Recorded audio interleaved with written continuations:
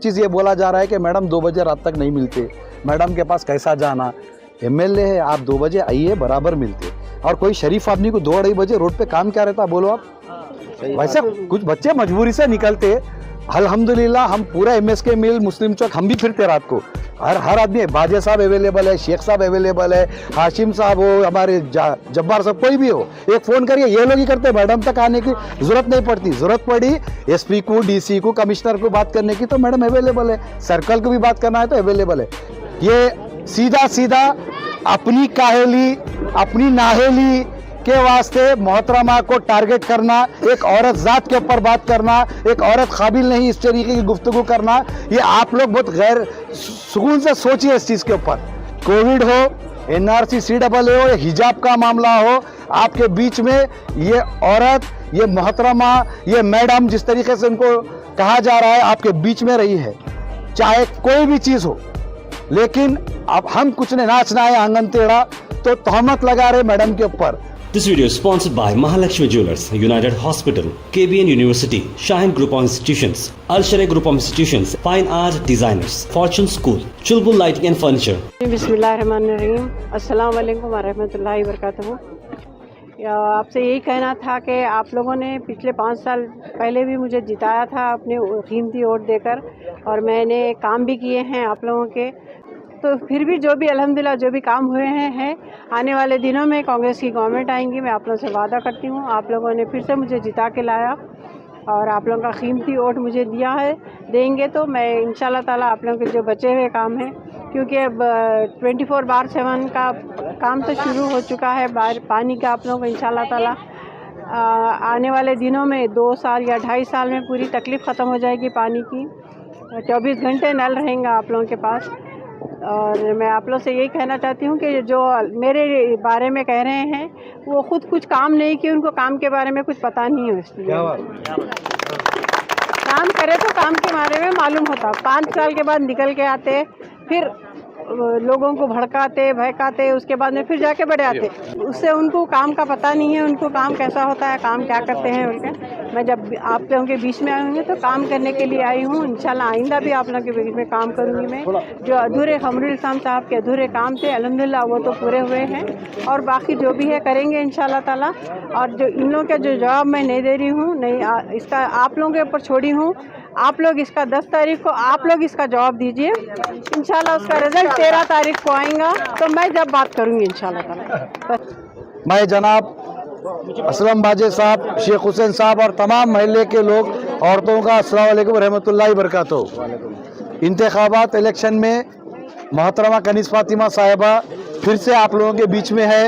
गुज़िश्ता 5 साल पहले भी हम लोगों ने यही मीटिंग की थी, और आप लोगों ने भारी मोहब्बत से, खुलूस से और बड़ी जुस्तजू से मैडम के वास्ते वोटिंग की, उनको जिताया और उनके हक़ में फ़ैसला आया, वो MLA बनी।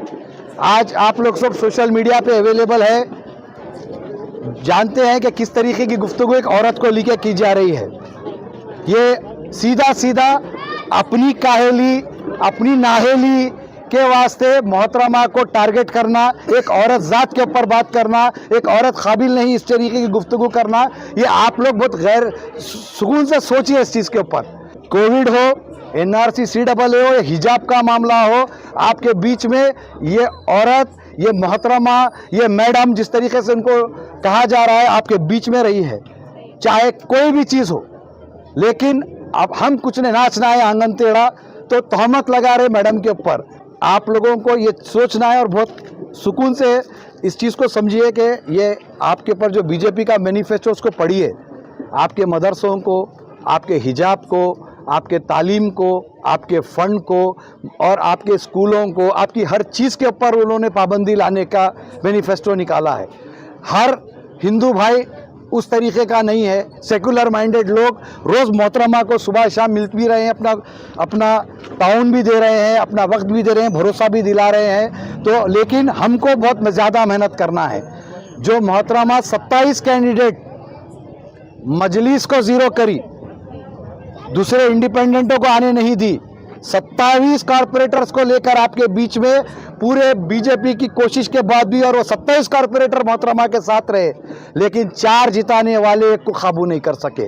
20 साल के बाद एक बीजेपी का मेयर आया है, लेकिन आप सब तारीफ के काबिल हैं कि आप लोगों के बीच मोहतरमा अपनी नुमाइंदगी बराबर रखी है। तकलीफ पेट का दर्द वो है कि वो बोल नहीं सकते कि हम नाकाबिल है, तो ये बता रहे कि मैडम जो है कुछ नहीं करते मैडम। और एक चीज़ ये बोला जा रहा है कि मैडम 2 बजे रात तक नहीं मिलते, मैडम के पास कैसा जाना, एमएलए है, आप 2 बजे आइए बराबर मिलते। और कोई शरीफ आदमी को 2-2:30 बजे रोड पे काम क्या रहता, बोलो आप।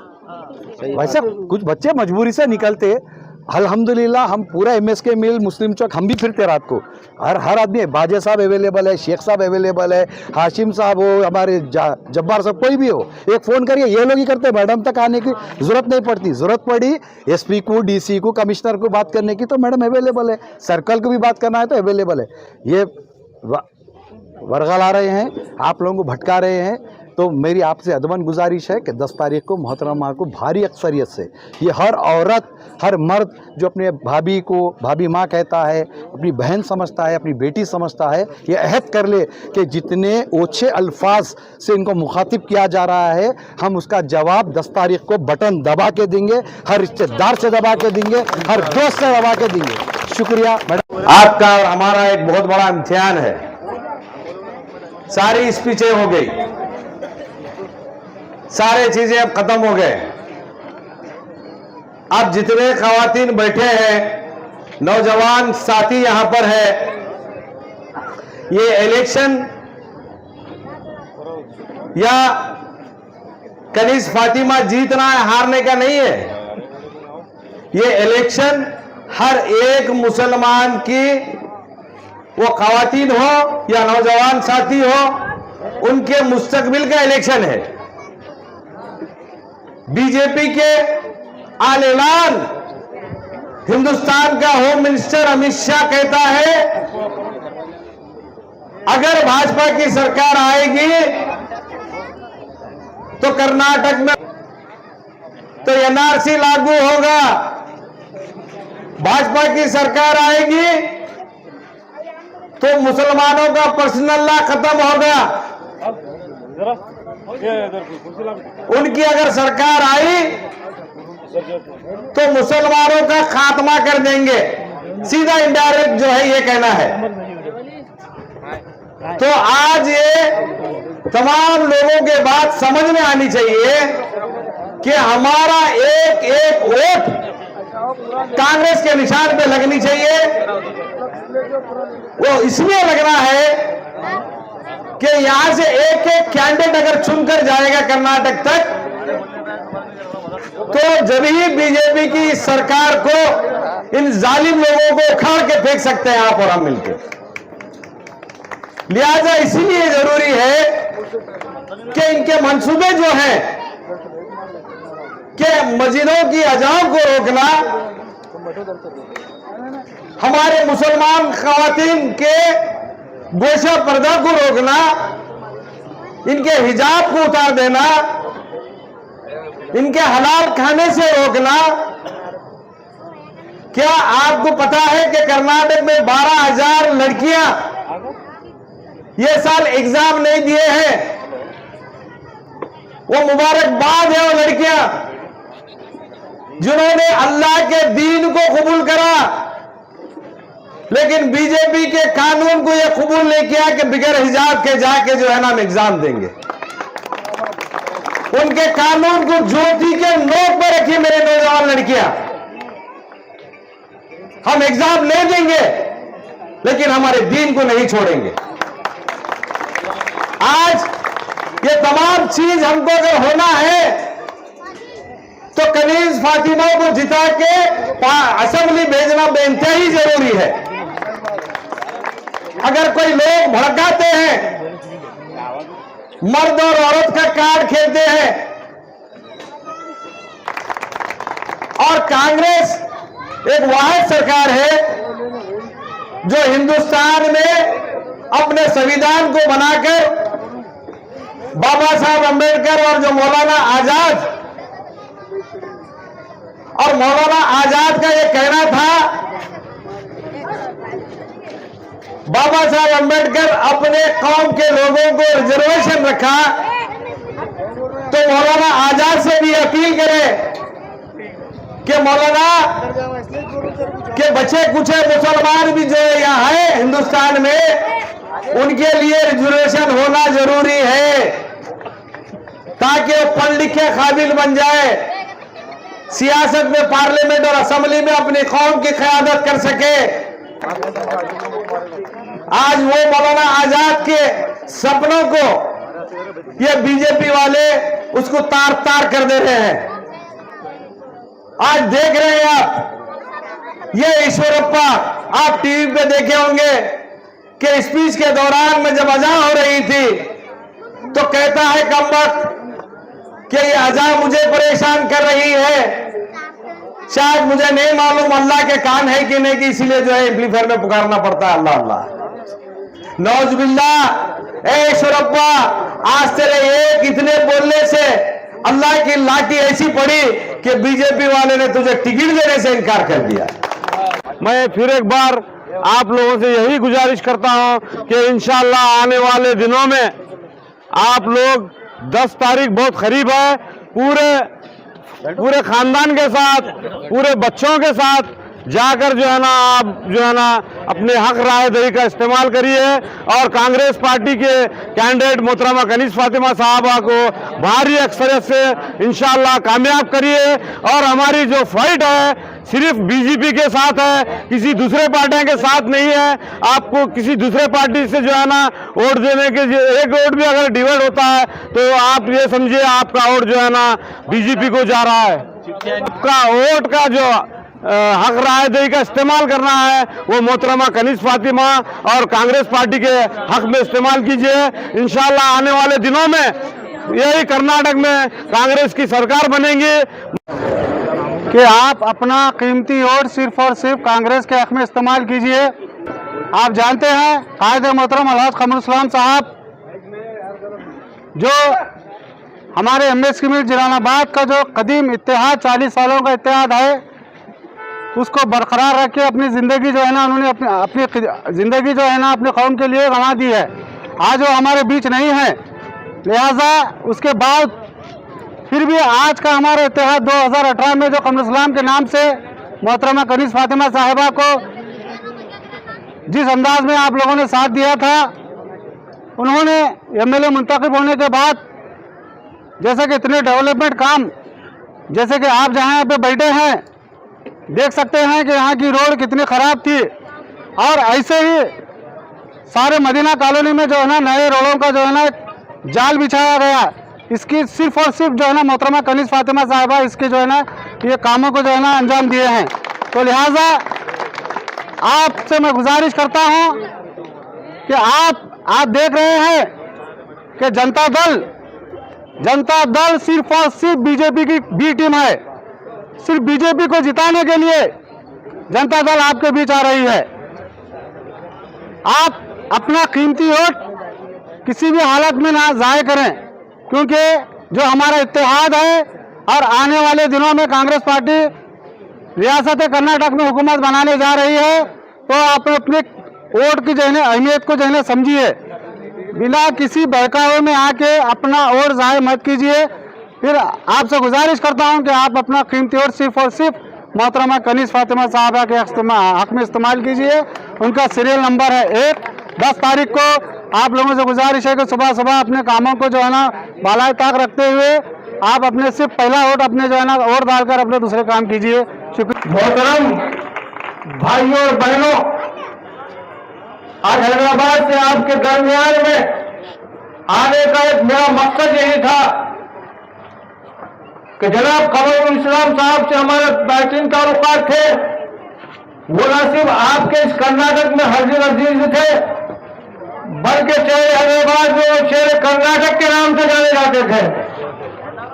और आज उनकी खिदमत को अगर आपके सामने पेश करना शुरू करूं तो सारी रात भी काफी नहीं है। लिहाजा आप अच्छी तरह जानते हैं, और उनके इंतकाल के बाद उन्हीं की शरीक हयात मोहतरमा कनीज़ फातिमा साहिबा जो आपकी हमारी बहन है, उन्होंने अपने ही शौहर के मिशन को जारी रखने के लिए आपकी खिदमत को जारी रखने के लिए एक पर्दानशीन खातून होने के बावजूद आपके दरमियान में है, ये हमारे लिए काफी फख्र की बात है। मैं सलाम करता हूं उस खातून को, मैं अपनी बहन मानता हूं उस खातून को, और कमर इस्लाम साहब को मैं अपना भाई मानता था। बेहतरीन ताल्लुकात थे हमारे उनके। हर किस्सा मुख्तसर ये है।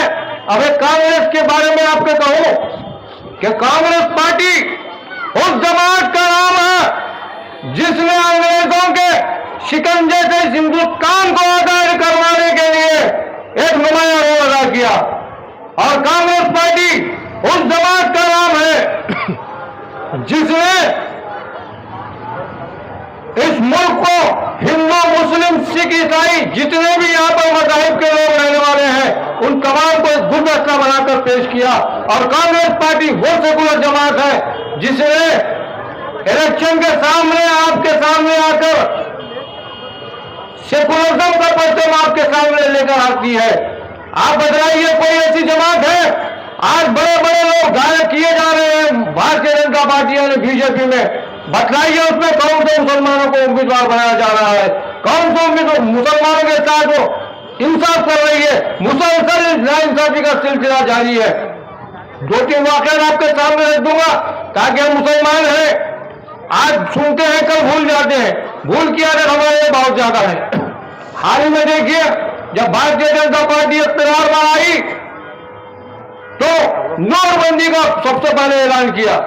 जरा गौर से सुनो मेरी बहनों और भाइयों, उस नोटबंदी के अंदर नरेंद्र मोदी से लेकर क्या कोई एमपी हो या उसका एमएलए हो या उसका कोई मिनिस्टर या वजीर हो, क्या कोई परेशान हुआ बैंकों के सामने खड़ा हुआ? आपने देखा? अगर बैंकों के सामने ठहरे हुए हैं तो आप और हम छोटे छोटे बच्चों को लेकर अपना पैसा निकालने के लिए आज चिलचिलाती धूपों में हमने ठहरा, अपने बच्चों को दूध पिलाने से खातिर रहे, लेकिन फिर भी हमने ठहर कर अपना पैसा निकाला। ये है भारतीय जनता पार्टी। अब आप बतलाइए, ये एनआरसी है, ये सीएए है, हमारे भाई अभी ने जिक्र किया, ये बात भी मैं आपको इस इज्तिमा में पेश करना जरूरी समझूंगा। एनआरसी सीएए ये भारतीय जनता पार्टी किससे मांगती है? इस मुल्क के वफादार कौम मुसलमान को मांगती है। अरे ये वो मुसलमान है जिसने आजादी के लिए लाखों की तादाद में हमारे असलाफ ने अपनी शहादत कबूल की, तब जाकर हिंदुस्तान आजाद हुआ। ये कहां थे? ये नरेंद्र मोदी हो या अमित शाह हो, क्या इनके आबा व अजदाद जो है तो आजादी की राही रहे? अरे This video is sponsored by Mahalakshmi Jewelers, United Hospital, KBN University, Shaheen Group of Institutions, Al Sharia Group of Institutions, Fine Art Designers, Fortune School, Chulbul Lighting and Furniture.